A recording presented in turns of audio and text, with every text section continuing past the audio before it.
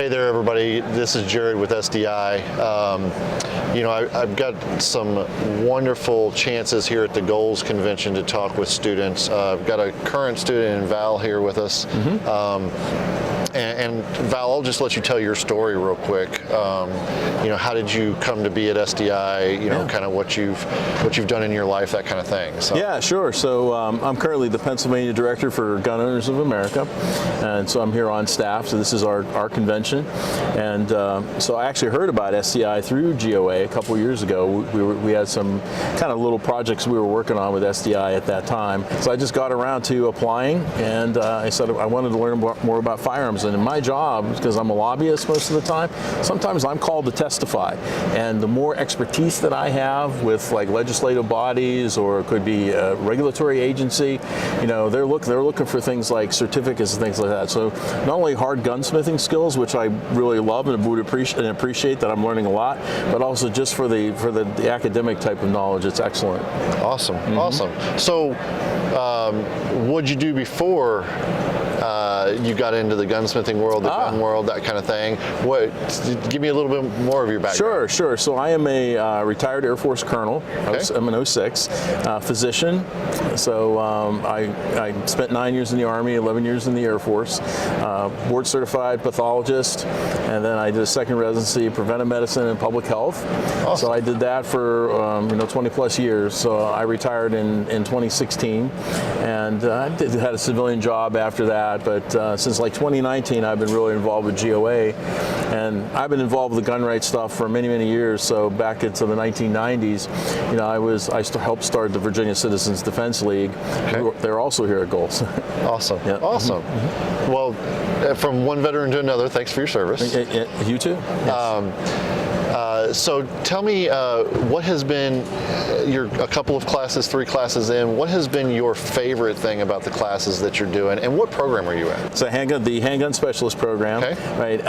And the reason is my wife and I, we also run a firearms training business, okay. And so we get a lot of questions about handguns, obviously, because people want to carry concealed, and so it's mostly handguns rather than long guns. Right. So I'm on my 3rd class now, so I did the mechanics course, just finished with revolvers, and now I'm on striker fire class. Okay. And so I'm enjoying it very much. So for me, I haven't had a lot of experience with working with mechanical things, mostly biological systems. Right. But I've noticed there's a lot of similarities between how a physician would make a diagnosis with a patient and how a gunsmith goes and looks at a firearm and tries to systematically determine what's wrong with it. And I found there's I even wrote about it in one of my papers. Nice. And I said there's actually, it's like I have the thought process, and I just never, and now I'm applying it to a mechanical object rather than a biological system. Very cool. So SDI was really good at teaching me that process to use on firearms. Excellent, excellent. Yeah, it is interesting. It's cause, symptom, diagnosis. Trying to figure out what is making that firearm either work correctly or not work correctly, or even if it is working correctly, how can we better tune it to that customer even? So right. Exactly. Yes. Yeah. Really interesting that how those flow together. So and a confidence builder for me. I was very apprehensive. I said I had a lot of good reasons to do it. I was using my GI Bill, right? And I said, kind of, well, can I really do this? I really haven't a lot of experience with anything mechanical, and the way the curriculum is designed, it takes you through stepwise. So if you have prospective students who may be watching this, don't worry about that. SDI is going to give you enough time and enough instruction, and the videos are excellent to teach you how to do those things. So we talked yesterday about that beginning mechanics class, and you mentioned to me the physics piece of it. Can you kind of recount that here? Because I found it so interesting. It's one of those things that I remember when I went through gunsmith school that really hit me hard, because it brought a bunch of things back together that I hadn't seen in years. Right. Yeah, same here. So, like, I had physics in high school. I had also physics in college because it was required to get into medical school, and it was like heavy physics. Right. But the mechanics, I think it's called mechanics, right? And that class really went through a review of simple machines. And so it's been years, like you said, that I've thought about simple machines, and so a lot of definitions and also practical exercises. One of the exercises is you had to look in your house and find some simple machines and describe how they worked. Right. So it's things we don't think about. There's simple machines that are everywhere, and those simple machines are inside of firearms. Makes sense, right? There's levers, there's springs, there's inclined planes, and so those things were, I think, foundational. So that class, starting with a good review of those physics systems, and then it really helped. And also that class had a lot of information about terminology.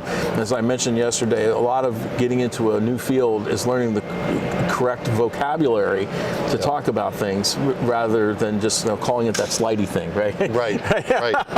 Yeah. Having that terminology is so important. I mean, you coming from being a doctor, right? Right. How many times did you pick up the phone and call a colleague that maybe had an expertise in an area, and being able to explain with the right terminology what you're looking for to get that expertise out of them is so key, and that happens in our industry as well.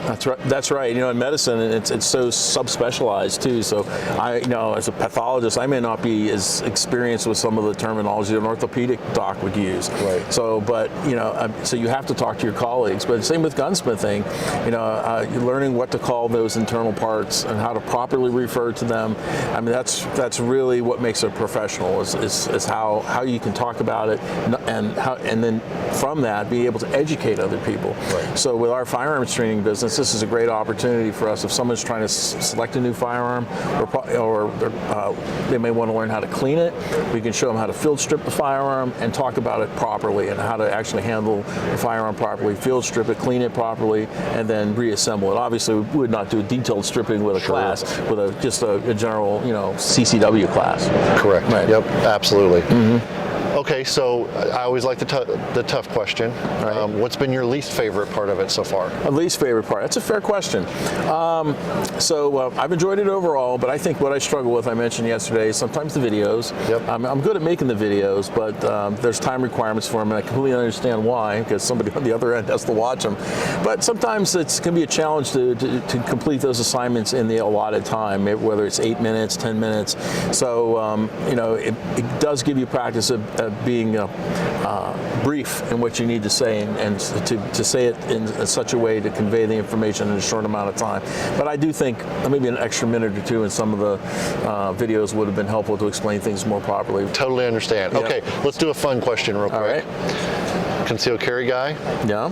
What's your current carry gun, let's say? Okay, well, in the last year, I have not been a Glock person, but I did buy a Glock in the last couple of years, and I started carrying the Glock.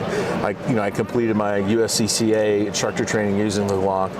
Prior to that, I'm from the old Cold War days. I started out in the military, so I had a 1911, and so I really am still comfortable with a 1911. It just shows my age, I guess. Deep concealment. I like right now I'm carrying a SIG P238. Okay. I mean 380, and there's some trade-offs with that, obviously. Sure. But I think as time has come, the last year or so, striker fire pistols, Glocks. Got it. Awesome. Well, with that, I appreciate the time you've spent with us this morning. I love getting to chat with current students and graduates. It's just always interesting to see how their lives are weaved in and what they're taking and doing with the information and the education that we're sharing. So appreciate the time, and continue to feed me anything that you'd love to see changed or improved, because we're always looking to do that. Thanks a bunch. It's a pleasure. Nice to meet you. Yep.